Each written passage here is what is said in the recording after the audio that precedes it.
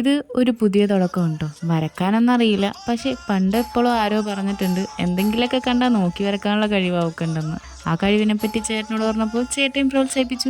ഇപ്പം നിങ്ങൾക്ക് മനസ്സിലായിട്ടുണ്ടോ ഞാൻ ആരെയാണ് വരച്ചതെന്ന്. അപ്പോൾ വേറെ ആരുമല്ല, നമ്മുടെ യമാനിലെ ഫ്ലേവേഴ്സിനെല്ലാം കൊച്ചിയിലങ്ങ് എത്തിച്ച നമ്മുടെ പുന്നാര ചേട്ടൻ്റെ കടയാണ് ജെഫ് ബിരിയാണി.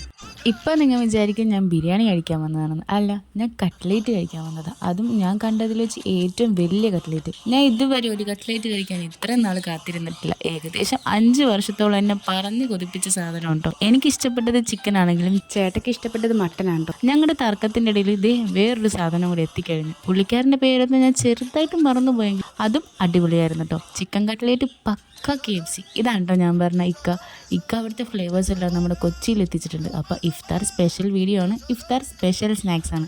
അപ്പോൾ ട്രൈ ചെയ്യാനും മറക്കണ്ട, കൂട്ടത്തിൽ തോപ്പുമുടി ജെഫിൽ കയറാനും മറക്കണ്ട. അപ്പോൾ ഓക്കെ, ബൈ. പിന്നെ ഒരു വീഡിയോ കൂടി ഉണ്ട്.